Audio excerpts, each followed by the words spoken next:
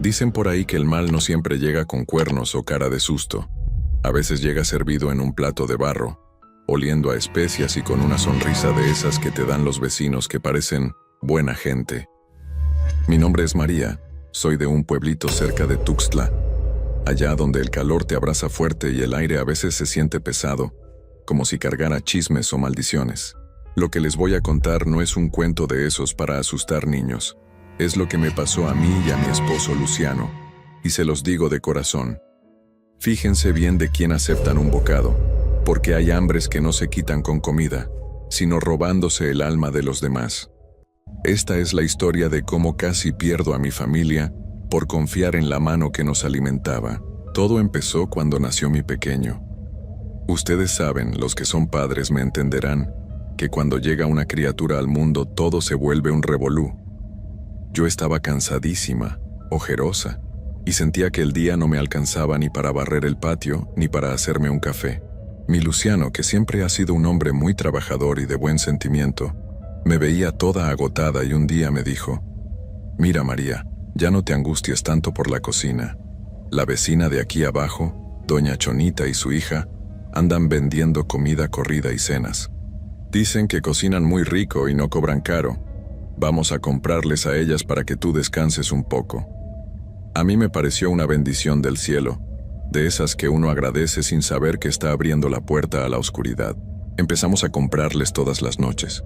La hija de la vecina, una muchacha joven pero con una mirada media extraña, como si siempre te estuviera midiendo, era la que nos subía los trastes con la cena. Al principio todo iba de maravilla. La comida sabía sabrosa, tenía ese sazón de rancho que tanto nos gusta. Pero apenas pasaron unas 2 semanas, el ambiente en la casa se empezó a poner rancio, como cuando dejas una fruta pudriéndose en un rincón y no te das cuenta. Mi bebé, que era un angelito para dormir, empezó con unos llantos que me partían el alma. No era hambre, no era pañal, era un grito de esos que dan los perros cuando ven algo que uno no puede ver. Yo también empecé a sentirme mal. Me despertaba con una pesadez en la nuca, como si trajera cargando un bulto de cemento. Me daban unos ataques de nervios de la nada. Sentía que alguien me estaba mirando desde las esquinas oscuras del cuarto. Luciano, por su parte, ya no era el mismo. Él, que siempre llegaba a besarme y a jugar con el niño, ahora entraba a la casa con la cara larga. Se sentaba a comer sin decir ni una palabra y se quedaba perdido viendo el celular. Ya ni me miraba a los ojos. Yo pensaba que era el cansancio de su trabajo, pero en mi pecho sentía una corazonada, un frío que me decía que algo estaba muy mal. Una noche ocurrió lo que me abrió los ojos. Luciano llegó tarde y dijo que ya había comido algo por ahí, así que dejó su plato de cena intacto sobre la mesa.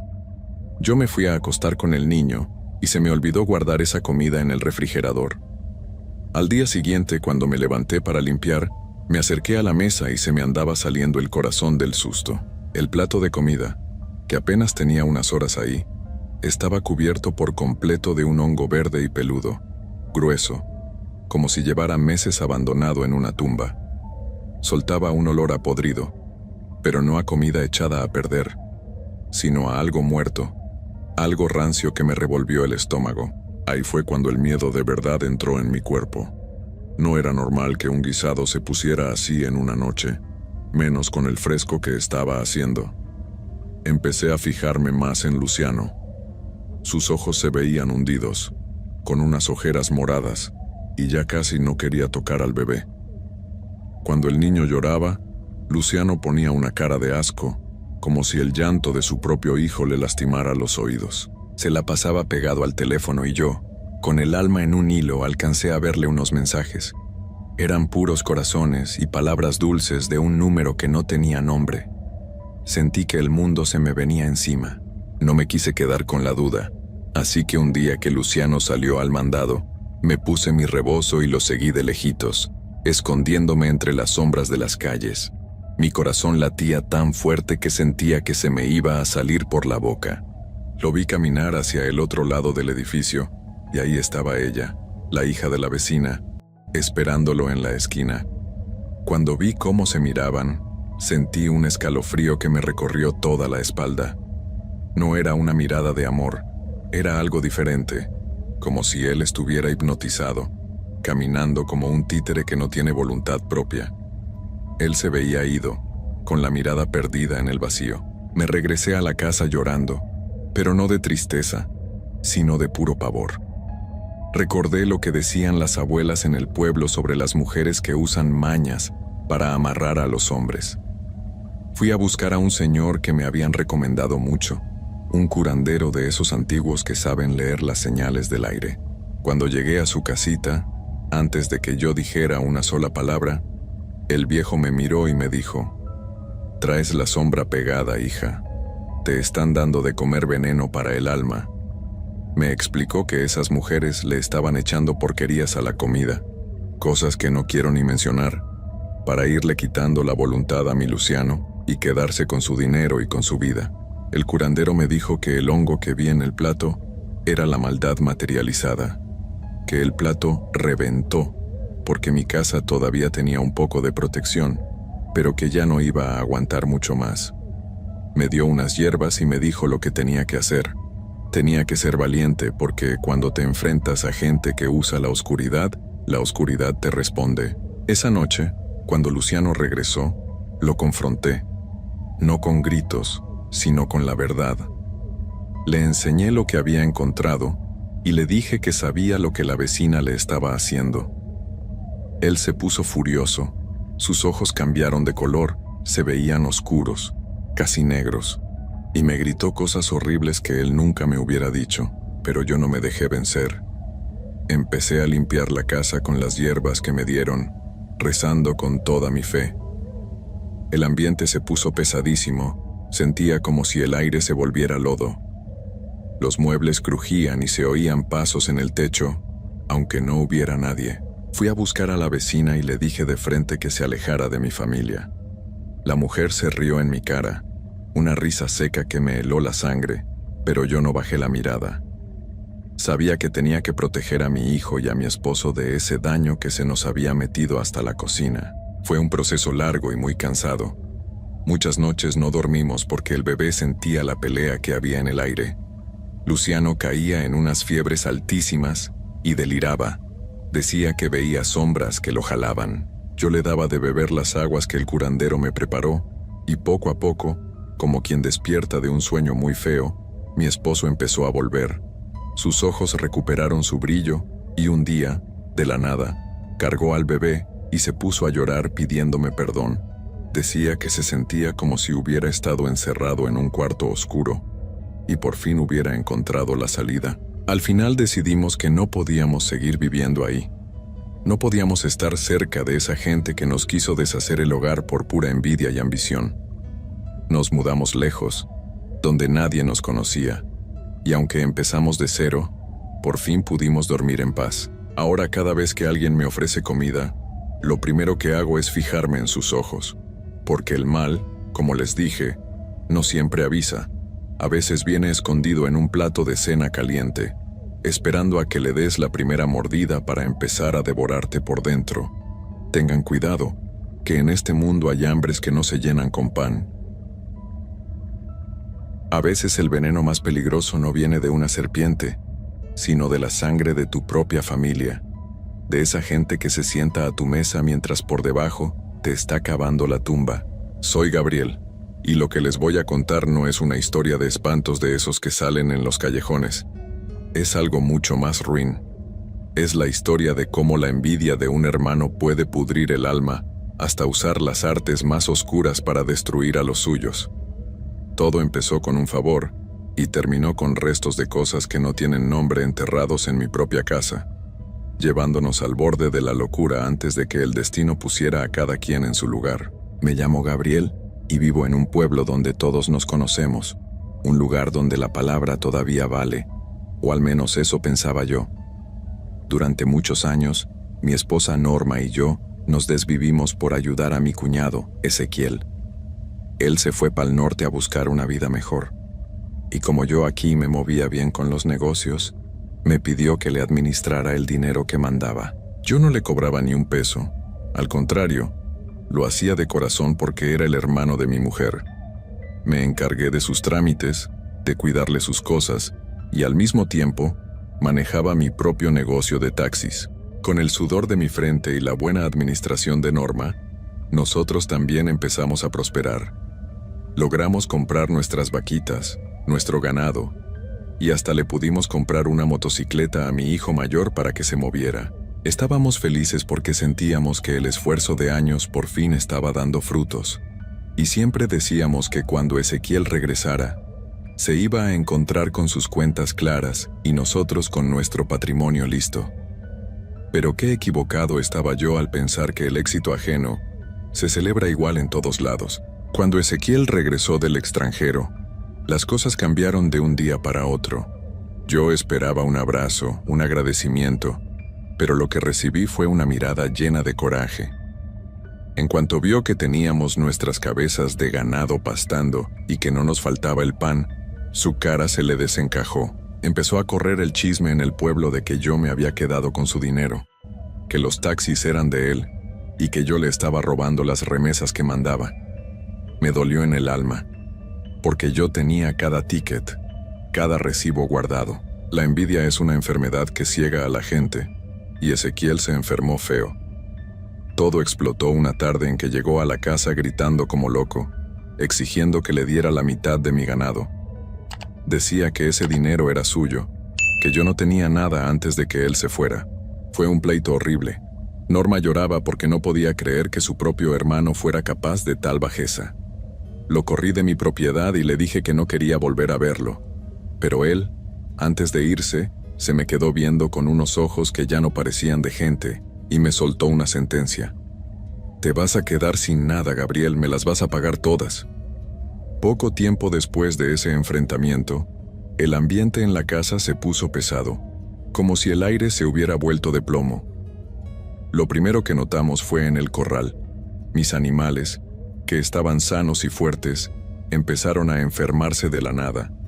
Amanecían tristes, sin querer comer, y en cuestión de días se me empezaron a morir. No era una peste normal. Los veterinarios no sabían qué decirme. Una mañana me puse a limpiar a fondo debajo de los comederos porque sentía un olor a podrido muy fuerte, y ahí fue donde se me heló la sangre. Enterrados apenas debajo de la tierra, encontré unos huesos amarrados con telas rojas y unos nudos negros muy raros. En ese momento no quise creer que fuera brujería. Pensé que alguien me quería asustar, pero era solo el principio del calvario que nos esperaba a todos dentro de esas paredes, que antes eran nuestro hogar. La cosa se puso peor cuando la enfermedad entró a la casa. Norma empezó con unos ataques de ansiedad que no la dejaban ni dormir. Decía que sentía que alguien le apretaba el cuello en las noches. A mis hijos les daban taquicardias de la nada y se desmayaban en la cocina o en el patio. Yo mismo sentía que la cabeza me iba a estallar. La casa, que siempre había sido fresca, se llenó de una humedad persistente. Las paredes lloraban agua aunque no lloviera y olía como a flores de muerto en todos los rincones. Ya no podíamos ni comer porque la comida se echaba a perder en una hora. Estábamos desesperados, sentíamos que algo nos estaba consumiendo la vida por dentro y no sabíamos por dónde nos llegaba el golpe, hasta que un día subí a revisar el tinte de agua, el rótoplas, porque el agua salía con un color medio amarillento y una textura babosa que ya no era normal. Lo que encontré allá arriba casi me hace caer del techo. Flotando y amarrado a una de las paredes interiores del tanque, había una bolsa de plástico negra. Cuando la saqué y la abrí, el olor casi me hace vomitar. Eran restos viscosos, como de vísceras, envueltos en más telas con nombres escritos y fotos nuestras todas picadas con alfileres. Me dieron ganas de chillar de la rabia y del miedo, porque nos habíamos estado bañando y cocinando con esa agua contaminada por la maldad de alguien. Ahí fue donde ya no pude más, y busqué ayuda con un curandero que me recomendaron en otro pueblo, alguien que sí sabía de estas cosas pesadas. En cuanto el señor me vio entrar, sin que yo le dijera nada, me dijo: «A ti te quieren destruir desde adentro de tu familia, Gabriel». El curandero nos confirmó lo que ya sospechábamos, pero no queríamos aceptar. Ezequiel y su esposa nos habían mandado a hacer un trabajo de brujería negra de los más fuertes, de esos que son para que la persona se acabe poco a poco hasta perderlo todo, incluso la razón. El señor me dijo que el daño era antiguo y que lo habían estado alimentando mes con mes. Me ofreció hacer un trabajo de espejo, que básicamente es devolverle la energía a quien la mandó, pero con una advertencia muy clara. Yo solo voy a regresar lo que ellos enviaron. Si ellos no dejan de hacer mal, su propia maldad se los va a comer. Yo solo quería que mi familia estuviera a salvo. Así que dejamos que el Señor hiciera lo suyo para limpiar la casa y nuestras almas de toda esa porquería que nos habían echado. Con el paso de los meses, la paz regresó a mi hogar. Norma y los niños se recuperaron, el ganado dejó de morir y el negocio de los taxis volvió a levantar.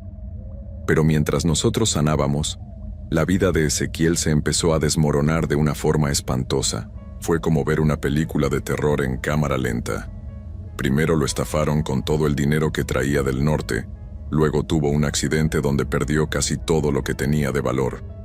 Pero lo más triste y fuerte fue que perdió a uno de sus hijos en una desgracia que nadie se esperaba. Cualquiera pensaría que con eso iba a entender, pero no. Él seguía maldiciéndome. Sin embargo, la justicia de arriba no olvida. Ezequiel empezó a perder la cabeza, a decir que veía a una mujer vestida de negro parada en la esquina de su cama que no lo dejaba dormir. Hace 3 años que Ezequiel falleció. Los últimos meses de su vida fueron un infierno para él. Gritaba en las noches pidiendo perdón por cosas que solo él sabía. Decía que la mujer de negro ya venía por él y que sentía que le quemaban la piel. Murió solo, amargado y sin un peso en la bolsa, víctima de su propia envidia que se le regresó con fuerza. A mí me dio mucha tristeza, porque al final era familia, pero uno no puede andar por la vida queriendo apagar la luz de los demás para brillar uno. La maldad es un boomerang que siempre regresa al punto de partida, y a veces regresa con más filo. Hoy les cuento esto con un nudo en la garganta pero con la frente en alto. Logramos salir de ese hoyo negro y recuperar la paz que nos habían robado. A veces paso por donde era su casa, y todavía se siente un frío extraño, como si las paredes recordaran el odio que ahí se sembró. Pero yo sigo adelante, cuidando a mi Norma y a mis hijos, agradecido con la vida porque, a pesar de tanto horror y tanta brujería, el bien siempre encuentra la forma de romper las cadenas. No le debo nada a nadie y duermo tranquilo, sabiendo que la justicia de verdad no se compra ni se vende, se gana viviendo con el corazón limpio. Tengan cuidado a quien dejan entrar a su casa, porque a veces el enemigo más grande comparte tu propia sangre. Hay algo que nunca le he contado a nadie, y no es porque no quiera, sino porque cada vez que intento hacerlo, siento que las palabras se me atoran en la garganta. Pero hoy lo voy a decir, porque si no lo saco, creo que me va a seguir comiendo por dentro. Lo que voy a contarles pasó de verdad. No es cuento, no es exageración, no es de esas historias que se van inflando cada vez que alguien las repite. Esto lo viví yo, Alberto, con mis propios ojos, en un pueblo del sur de Zacatecas, en la casa donde mi abuela vivió más de 50 años. Y antes de que les cuente todo, necesito que sepan algo sobre lo que existe en esa casa. Algo que nadie del pueblo habla abiertamente, pero que todos conocen. Dicen que hay una mujer que aparece de noche junto a un pozo seco que está en el patio trasero. Nadie sabe quién es, nadie sabe de dónde viene, pero lleva ahí mucho tiempo, más del que cualquier persona viva pueda recordar. Y lo más perturbador, lo que me quita el sueño hasta hoy, es lo que le pasó a mi abuela la única vez que cometió el error de verle la cara. Porque esa cosa, esa aparición, ese lo que sea que es, no tiene un rostro propio. Tiene el tuyo. Ahora sí, déjenme contarles todo desde el principio. Yo soy Alberto, soy de Guadalajara, y para ese entonces tenía como 17 años. Era el verano, de esos veranos largos y calurosos donde uno no sabe qué hacer con el tiempo libre. Mi mamá me dijo que íbamos a visitar a mi abuela Petra, que vivía en un pueblito chico, de esos donde todo el mundo se conoce y donde las calles huelen a tierra mojada cuando cae la lluvia por las tardes. Yo no fui muy emocionado, que digamos. A esa edad uno prefiere estar con los amigos, con el celular, haciendo cualquier otra cosa, pero no había de otra, y al final terminé subiendo al carro con mi mamá y mi tío Gerardo, que también iba de visita. El camino fue largo. Salimos temprano en la mañana y llegamos ya entrada la tarde, cuando el sol empezaba a bajar y el cielo se ponía de ese color naranja quemado que se ve tan bonito en el campo. La casa de mi abuela era grande, de esas casas viejas de adobe con patio interior y otro patio trasero.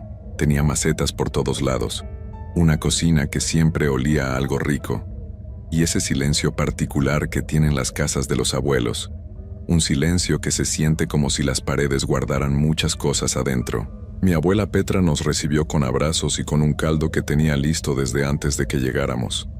Era una señora pequeña, de cabello blanco recogido, con manos arrugadas y ojos muy vivos, de esos ojos que todavía se ríen aunque el resto de la cara esté seria. La quería mucho, y esa noche, cenando con ella alrededor de la mesa de madera que tenía en la cocina, todo se sentía normal.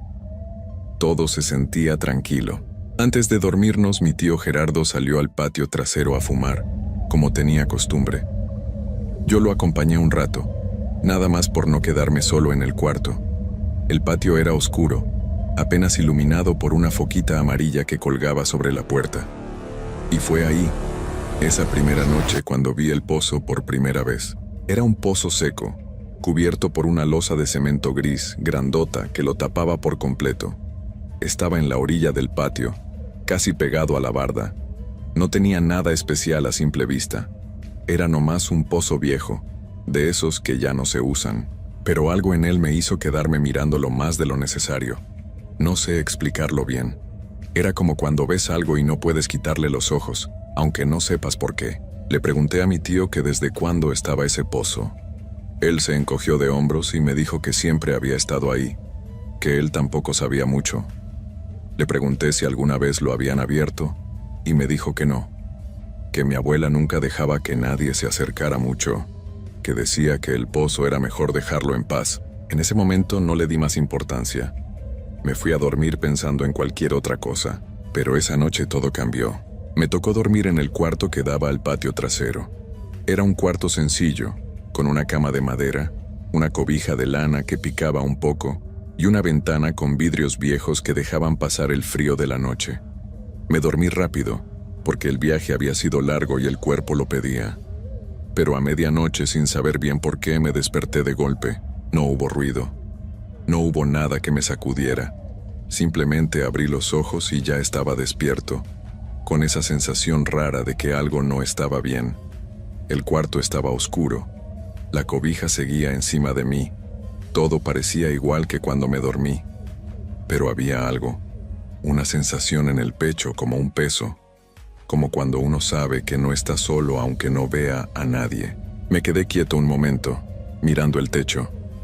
Respiré despacio, de esas respiraciones que uno hace cuando intenta convencerse de que no pasa nada.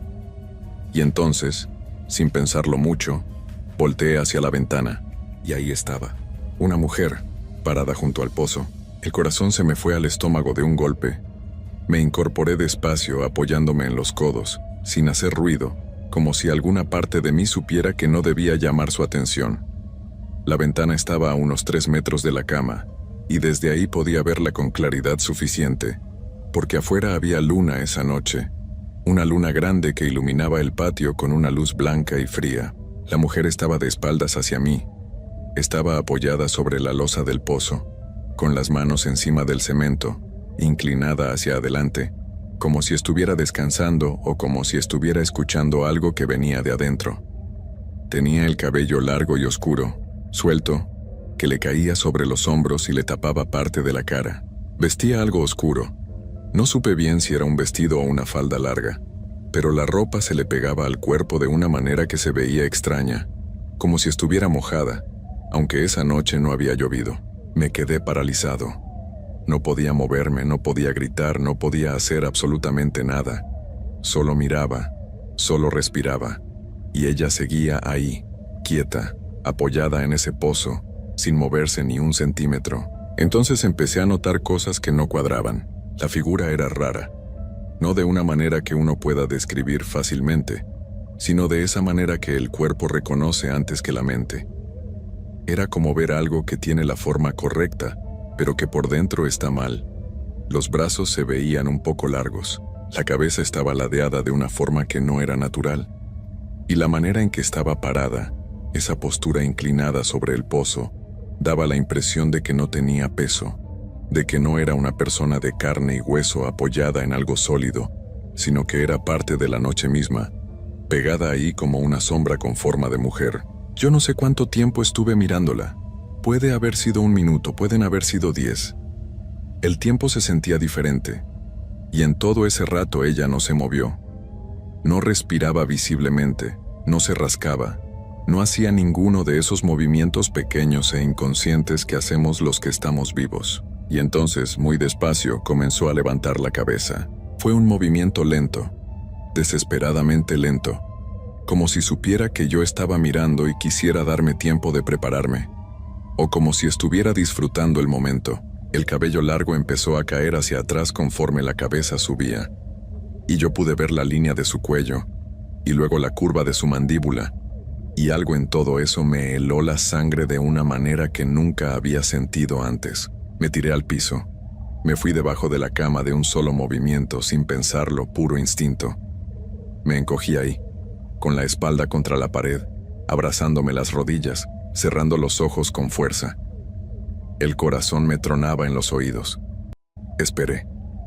No sé qué esperaba exactamente. Un ruido, unos pasos, que la ventana se abriera. Algo, pero no hubo nada, solo silencio. Me quedé ahí debajo de esa cama hasta que empezó a entrar la luz del amanecer por la ventana.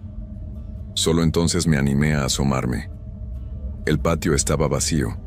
La losa del pozo estaba en su lugar, gris y quieta, como si nada hubiera pasado. Pero yo sabía lo que había visto. Lo sabía con esa certeza que no necesita pruebas porque está grabada en el cuerpo. Ese día en el desayuno no dije nada. Me senté a la mesa con mi mamá y mi tío. Tomé mi café con leche, comí lo que mi abuela sirvió, y no abrí la boca. Pero mi abuela Petra me miraba. Me miraba de una manera diferente, como si supiera, como si estuviera esperando a que yo dijera algo primero. Y al rato, cuando mi mamá y mi tío se fueron al mercado del pueblo y nos quedamos solos en la cocina, fue ella quien habló. Me preguntó, con esa voz tranquila que tenía para todo, si había dormido bien. Yo la miré. Y sin poder evitarlo le dije que no. Le dije que había visto algo en el patio. Mi abuela no se sorprendió. No abrió los ojos grandes, no se persignó, no hizo ninguna de las cosas que uno esperaría. Nomás asintió despacio, se limpió las manos en el delantal y me dijo que me sentara, que había cosas que yo necesitaba saber sobre esa casa. Mi abuela Petra se sentó frente a mí con las manos sobre la mesa, entrelazadas, como quien se prepara para decir algo que ha cargado por mucho tiempo. Afuera el pueblo seguía con su ritmo de siempre. Se escuchaban los gallos, los perros a lo lejos, el viento moviendo las ramas del árbol que estaba en el patio. Todo normal, todo tranquilo. Pero adentro de esa cocina el aire se sentía diferente, más pesado, como antes de que caiga una tormenta. Me dijo que esa mujer llevaba en la casa desde antes de que ella llegara a vivir ahí, que cuando se casó con mi abuelo y se fueron a vivir a esa casa, los vecinos ya sabían. Nadie se los dijo de frente, porque en los pueblos chicos hay cosas que no se dicen con palabras, se comunican con miradas, con silencios, con la manera en que alguien cambia de tema cuando uno pregunta de más. Pero con el tiempo ella misma fue entendiendo. La aparición salía de noche, siempre junto al pozo, siempre de espaldas. Y mientras uno no se acercara, mientras uno no intentara verle la cara, no pasaba nada.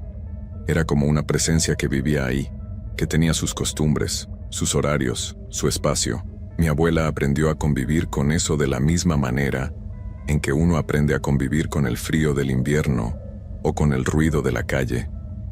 No porque no le diera miedo, sino porque no había de otra. Pero una noche, me dijo, muchos años atrás, cuando todavía era joven y mi abuelo vivía, cometió el error.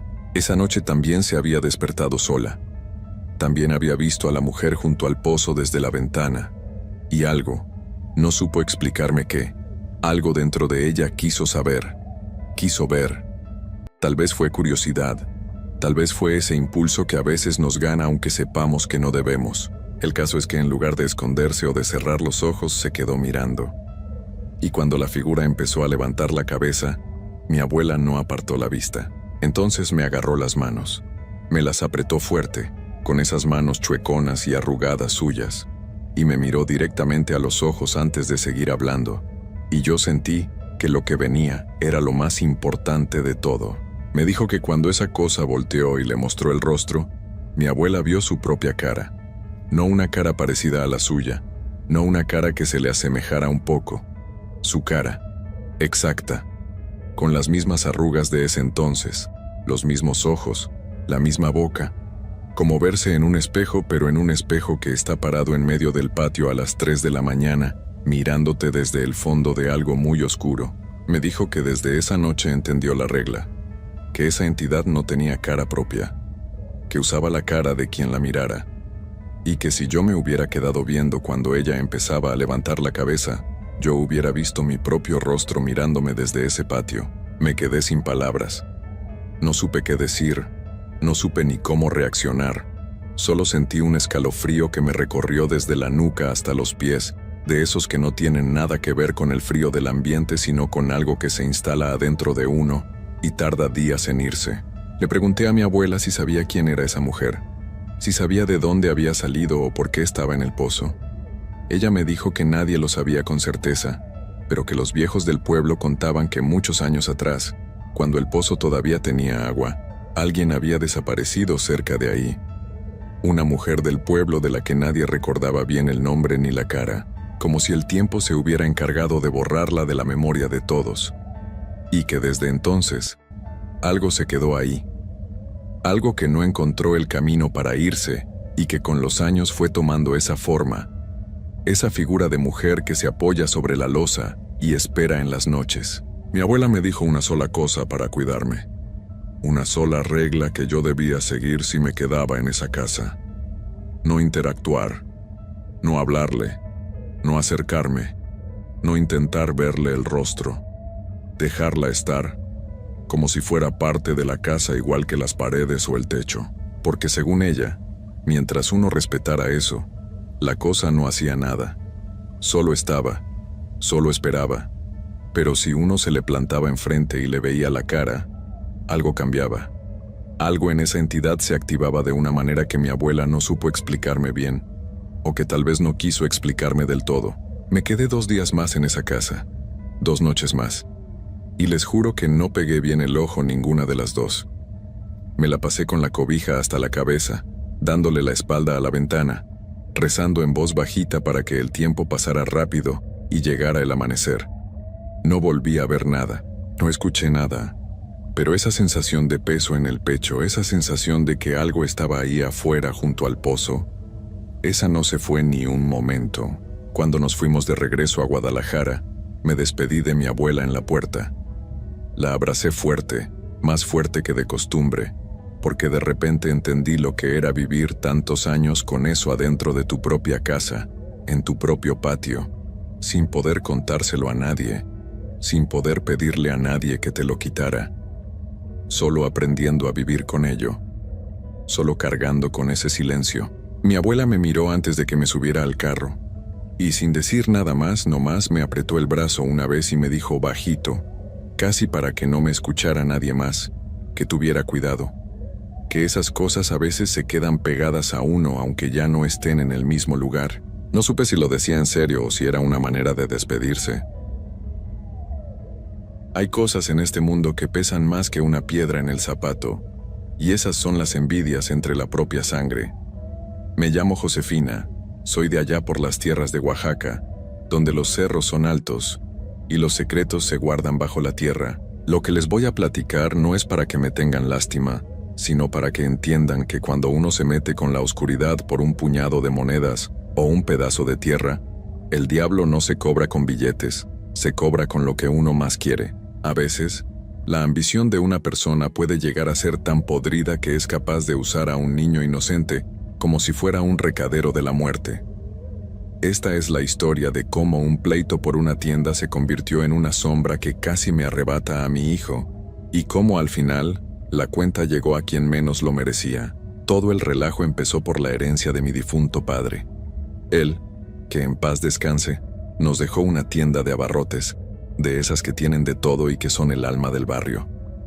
El problema fue que mi hermano, que también ya se nos fue, estaba casado con una mujer que desde que llegó a la familia se le veía la mirada de querer mandar en lo ajeno. Cuando mi hermano falleció, ella, mi cuñada, se metió en la cabeza que la tienda debía ser enterita para ella sola. No le importaba que por ley y por voluntad de mi padre, a mí me tocara la mitad. Se puso en un plan muy feo, de esos que te amargan la comida.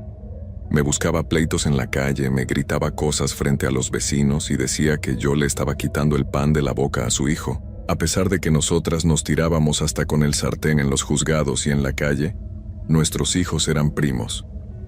Iban a la misma escuela, y como son niños, ellos no entienden de escrituras ni de abogados. Mi hijo quería mucho a su primo, y yo, por no ser malvada, no le prohibía que se juntaran.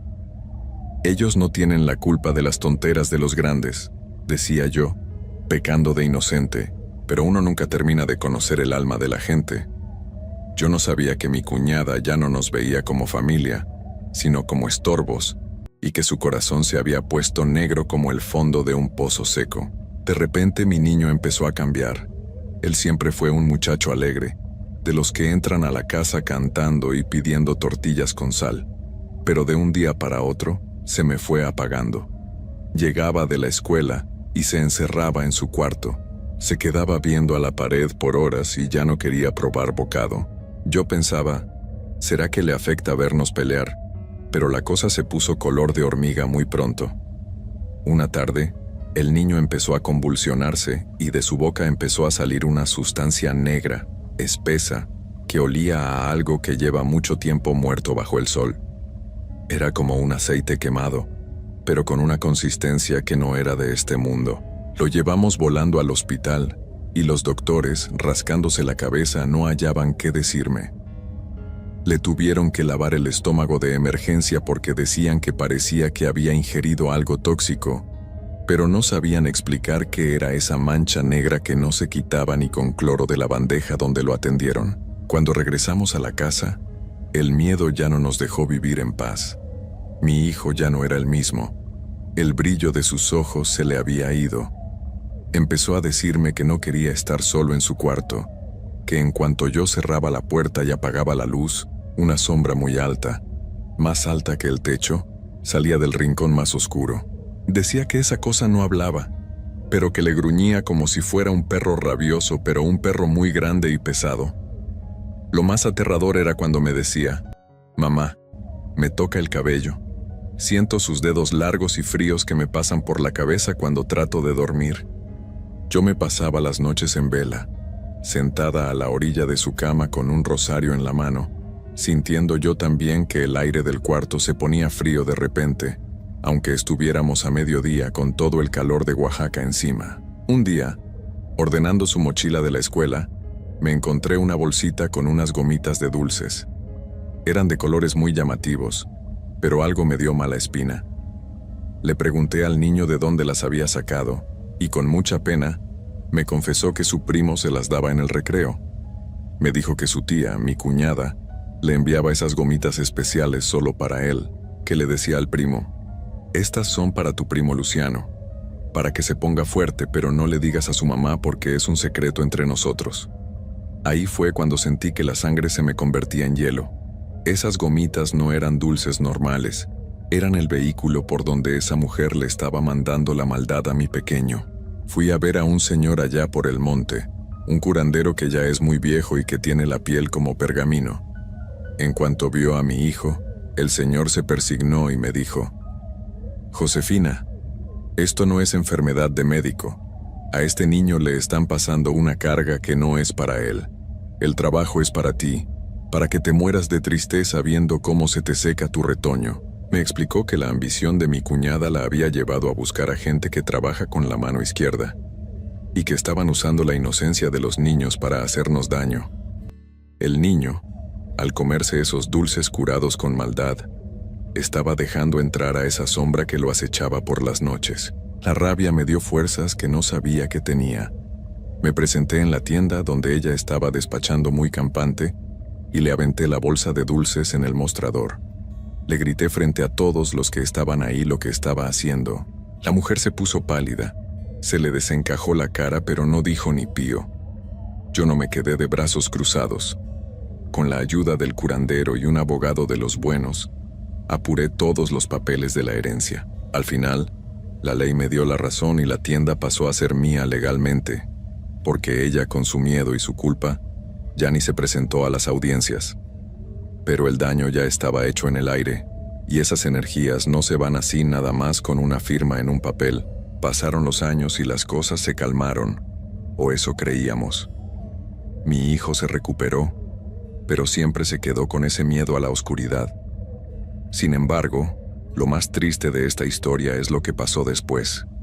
Mi sobrino, el hijo de mi cuñada, que en realidad no tenía la culpa de las acciones de su madre, creció siendo un muchacho muy nervioso. Una tarde, andando en su bicicleta por el camino que da al barranco, dicen que perdió el equilibrio de la nada. Los que vieron el accidente cuentan que parecía como si algo lo hubiera empujado, o como si él hubiera visto algo que lo espantó tanto que se fue derechito al vacío. Yo lloré mucho esa muerte porque al final era mi sangre. Pero me queda la amargura de saber que cuando uno invoca a las sombras para dañar al prójimo, esas sombras no se van con las manos vacías. Mi cuñada quiso quitarme una tienda y casi me quita a mi hijo, pero la vida, o el destino, o esas fuerzas oscuras que ella misma despertó, terminaron cobrándose la deuda con su propio hijo. Es una pena muy grande ver cómo el dinero y las ganas de tener más que los demás pueden pudrir tanto el alma de una persona que terminan destruyendo lo que más deberían proteger. Por eso les digo, no se peleen por terrenos ni por herencias, que lo material se queda aquí.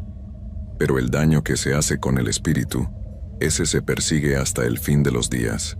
Desde aquel día del accidente, el pueblo se quedó muy callado con respecto a esa familia. Mi cuñada se fue de aquí, dicen que se volvió loca, o que no aguantaba el peso de su propia conciencia. Yo me quedé con la tienda, pero créanme que cada vez que entro a abrir el local, siento un escalofrío. He tenido que bendecir ese lugar muchas veces, porque a veces los botes de conserva se caen de los estantes sin que nadie los toque. Y a veces, cuando estoy sola acomodando la mercancía, escucho un susurro que me dice cosas que no entiendo. Es como si la avaricia de esa mujer hubiera dejado una mancha en las paredes que nada puede limpiar por completo. A veces me pregunto si pude haber hecho algo más para evitar que todo llegara tan lejos. Pero el mal es así.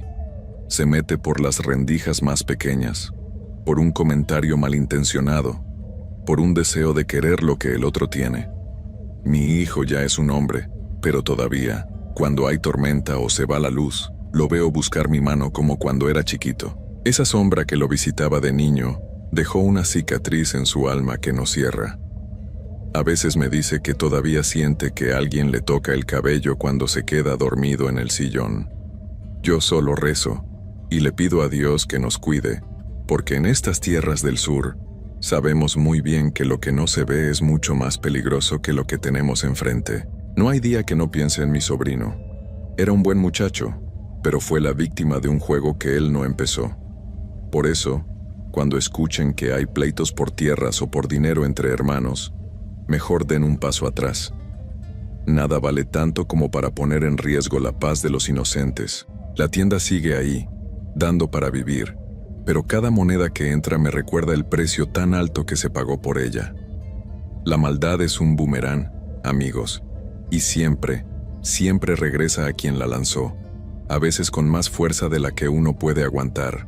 La gente del pueblo todavía cuenta la historia en voz baja cuando se juntan a tomar café en las tardes. Dicen que por las noches, cerca del barranco donde cayó el muchacho, se ve una luz pequeña que va y viene, como si alguien estuviera buscando algo que perdió. Yo prefiero no ir por esos rumbos.